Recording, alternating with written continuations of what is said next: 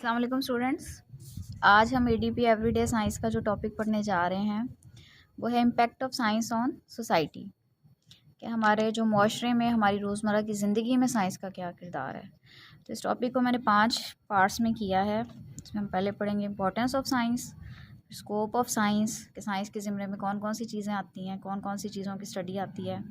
Applications of science, हमारी रोज़मर्रा ज़िंदगी में क्या क्या इस्तेमाल है साइंस के जो बनी हुई मशीन्स और ऑब्जेक्ट्स हैं। हॉरर्स ऑफ साइंस, कि साइंस का डिसएडवांटेज क्या है, और लिमिटेशंस ऑफ साइंस, कि साइंस की हद क्या है, कि एक पर्टिकुलर हद तक तो आप इसे यूज़ कर सकते हैं, लेकिन बहुत सी चीज़ें ऐसी हैं जो साइंस के ज़िम्मे में नहीं आती। हर चीज़ साइंस पे ही डिपेंडेंट नहीं है। बहुत सी चीज़ें जो ऐसी हैं जो हमें साइंस से हट के देखनी पड़ती हैं। तो इसको हमने 5 पोर्शंस में किया है, तो हम डिटेल से अब सारे पार्ट्स को स्टडी करेंगे। अच्छा स्टूडेंट्स, एक चीज़ तो ये मतलब बिल्कुल ही कॉमन सा टॉपिक है, साइंस की इम्पोर्टेंस को कोई भी बंदा डिनाई नहीं कर सकता। और जिस दौर से हम गुज़र रहे हैं, हमारा जो दौर है ये प्योर साइंटिफिक दौर है। इसमें हम साइंसी मशीनों से घिरे हुए हैं। ऑलमोस्ट हर चीज़ जो है वो हमारे इर्द गिर्द आप देखेंगे कि देयर आर न्यूमरस मशीन्स, और हमारी जो ज़िंदगी है ये काफ़ी आसान हो चुकी है। साइंटिफिक मशीन, साइंस से बनी हुई मशीन्स और ईजादात की वजह से। अगर हम अपने पिछले फोर फादर्स की लाइफ को देखें, जो 1 सदी पहले वाले जो लोग थे उनको देखें, तो उनकी लाइफ बहुत मशक्क़त तलब थी। उनके पास इतनी फैसिलिटीज़ नहीं थी, इतनी मशीन्स नहीं थी। They use to perform a lot of physical work. लेकिन हमारी लाइफ जो है, हमारी लाइफ काफ़ी इजी हो चुकी है। हमें बहुत फैसिलिटीज़ मिली हैं, हमारी लाइफ वेल इक्विप्ड है। हमारे पास चाहे मिडिल क्लास भी है, तो मिडिल क्लास फैमिली से भी अगर आप बिलोंग करते हैं तो आपके पास जो मेनली साइंटिफिक मशीन्स ऑलमोस्ट हर बंदे के पास आजकल के दौर में अवेलेबल हैं। तो साइंस की इंपॉर्टेंस है तो कोई भी बंदा डिनाई नहीं कर सकता। अगर आप इसका फर्स्ट पैराग्राफ देखें तो आपने यहाँ से स्टार्ट करना है, आपने इसकी कंप्लीट नहीं करना।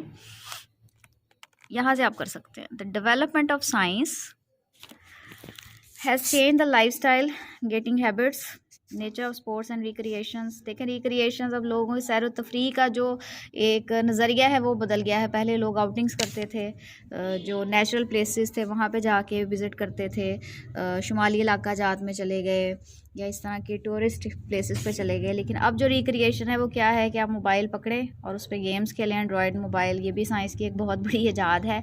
अब आपका कि मतलब एक जो दायरा है वो बिल्कुल महदूद हो गया है, कि अब आप रिक्रिएशन के लिए you are no more dependent on going outside. आप घर बैठे भी या तो आप टीवी देख सकते हैं या आप मोबाइल पे ही बहुत कुछ अवेलेबल हो गया अब तो इंटरनेट के through. The impact of science on modern life can be discussed under the following headings. देखिए, इंपॉर्टेंस ऑफ साइंस है, इसमें आपने यहाँ से स्टार्ट करना है। इसको मैं साथ साथ एक्सप्लेन करती जाती हूँ। In the past science has remained a pursuit of the learned, but more recent it has become an important factor in determining the everyday life of the common man. कि पहले यही समझा जाता था कि साइंस एक नॉलेज है, science की जो स्टडी है ये एक नॉलेज के तौर पे ली जाती थी। लेकिन अब ये है कि ये इसका हमारी आम इंसान की ज़िंदगी में इतना अमल दखल हो चुका है कि हम साइंस के ऑब्जेक्ट से घिर गए हैं। There is hardly any sphere of life where science is not serving like. कोई भी ऐसा स्टूडेंट्स फील्ड नहीं रही कि जहाँ पे साइंस का अमल दखल ना आ रहा हो। जैसे कि अगर मेडिकल साइंस में देखें, प्रिजर्विंग आर फूड को प्रिजर्व करने के कई तरीके आ गए हैं। पहले हमारे जो दौर में हमारे बाबा अजदाद थे उनके पास रेफ्रिजरेटर की सहूलतें नहीं थी, ओवंस की सहूलतें नहीं थी, warming us in winter, heater नहीं थे उनके पास, गीज़र नहीं थे, cooling us in summer, AC नहीं थे, building our houses, transporting us on land. पहले लोग ऊँटों पे सवारी करते थे, जानवरों पे सवारी करते थे। अब देखें कितने हाई ट्रांसपोर्टेशन फैसिलिटीज़ हैं, एरोप्लेन्स हैं, ट्रेन्स हैं, मेट्रो बसेस हैं, water and helps us day and night in 100 different ways. तो ये इंपॉर्टेंस ऑफ साइंस आपने जस्ट यहाँ तक करनी है, यहाँ से लेके एंड पैराग्राफ तक। उसके बाद है स्कोप ऑफ साइंस, के साइंस के ज़िम्मे में कितनी चीज़ों की स्टडी आती है। तो साइंस में हम जो आर्ट सब्जेक्ट्स हैं, जैसे हो गया कि लैंग्वेजेस की स्टडी हो गया, सोशियोलॉजी, इकोनॉमिक्स, ये चीज़ें हम साइंस में नहीं पढ़ सकते। हम साइंस में प्योर वो चीज़ें पढ़ती हैं कि which can be express in terms of observations and experiments, जिस पे हम एक्सपेरिमेंट कर सकें या जिसको हम एक ठोस मुशाहिदे के बाद किसी कंक्लूजन पे अराइव कर सकें। The spectrum of modern science now extends from astronomy to zoology, from spiring galaxies to the heart of atom, from microchips to mechanism of human body, and from living non-living things to living ones. Every discipline of science has developed so much that it needs to be further classified. With interaction of bodies who outside with outside forces. It tells us how bodies react to forces but cannot tell how they respond. No branch of science, however, deals with consciousness, purpose, intention, will, wisdom and mortality. देखिए science का जो एक ज़िमरा है जिसे कह लें, science के ज़िमरे में वैसे तो मैंने आपको यही बताया कि साइंस हमें फोर्सेस के नेचर के बारे में बताती है, प्रोसेसेस के बारे में बताती है, फिनोमिना के बारे में बताती है, लेकिन बहुत सी चीज़ें भी ये नहीं बता सकती, जैसे कि हमारे दिमाग में क्या चल रहा है। ठीक है, ये ऐसी चीज़ें जो टेंजिबल नहीं हैं। टेंजिबल मीन्स के जिनको हम टच नहीं कर सकते, जिनको हम जस्ट महसूस कर सकते हैं। तो साइंस इतनी भी जिसे कहें कि हर चीज़ को कवर नहीं करती। इन्होंने ये बताया जैसे कॉन्शियसनेस को, हमारी सोच को ये नहीं कर सकती, हमारे मकसद को, लाइफ में जो हमारे मॉरल एथिकल वैल्यूज़ हैं उनको ये डिफ़ाइन नहीं कर सकती। इंटेंशन, हमारा इरादा क्या है, हमारी विल क्या है, हमारा मूड कैसे बदलता है, हमारी हर इंसान की इंटेलिजेंस लेवल जो है वो डिफरेंट है। तो ये बहुत सी चीज़ें जो हैं ये साइंस के ज़िमरे में नहीं आती। साइंस के ज़िमरे में जस्ट प्योर साइंटिफिक ऑब्जेक्ट्स आते हैं, जैसे कि स्टडी करना एलिमेंट्स की या चीज़ों की on the basis of observation and experimentation and then arriving at a conclusion. Science has become a culture, an attitude and a simple way of life. Applications of science. Application इस बारे में तो आपको पहले ही बता चुकी हूँ मैं कि देखिए कोई भी ऐसा हमारी लाइफ का ऐसा कोई फेयर नहीं है कि जिसमें साइंस का मुकम्मल दखल ना हो। ट्रांसपोर्टेशन से लेके हमारी जो मेडिकल साइंस है, test tube babies, train, superconductivity, microcomputers, नित नई चीज़ें अब आ रही हैं मार्केट में। तो ये सारा पैराग्राफ आप करेंगे। आप इससे चाहें तो अपने कंफर्ट के लिहाज से, जो आपका लर्निंग कैपेबिलिटी है उसके लिहाज से शॉर्ट शुरू कर सकते हैं, but you have to cover almost each and everything. फिर भी मैं बता देती हूँ कि आप इसको आई गैस के कंप्लीट कर लें तो ज़्यादा बेटर है, अदरवाइज़ आप इसको यहाँ तक कर सकते हैं, डायमेंशंस तक। ठीक है, उसके बाद है हॉरर्स ऑफ साइंस। देखिए हर चीज़ का कोई ना कोई डिसएडवांटेज भी होता है।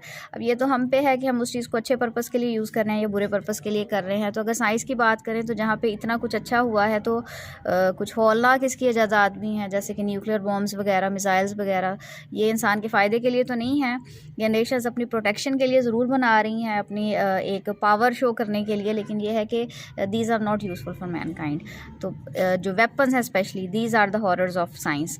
Science is a double-edged weapon. It is useful and good on one hand and dangerous on the other. Population explosion. देखें population explosion इसको मैं इस तरह कह सकती हूँ कि जैसे मेडिकल साइंस ने बहुत तरक्की की है तो अब अमवात की शरह कम हो गई है पैदाइश की शरह से, तो लोग जो है दुनिया में आबादी ज़्यादा हो गई है। तो जब आबादी ज़्यादा होगी तो इट मीन्स कि we need more food, more clothing, more space for them to live in. Massive malnutrition है, threat of nuclear and biological weapons है, इंडस्ट्रियल पोल्यूशन है, constitute the hit list of horrors and science. It has made man more powerful to destroy his fellows. The atomic and hydrogen bombs continue to threaten human life.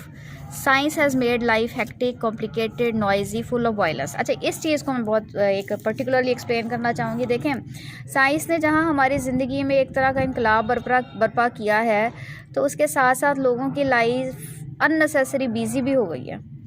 अब हमारे पास एक दूसरे के लिए time नहीं बचा। We are so much engage in activities of daily life के हमारी लाइफ जो है एक तरह की मशीनों से घिरी है, और स्पेशली मोबाइल और इंटरनेट के यूज़ ने तो बिल्कुल ही एक दूसरे के लिए टाइम ख़त्म कर दिया है। जो सोशल वैल्यूज़ हैं, मॉरल वैल्यूज़ हैं, वो कम होती जा रही हैं।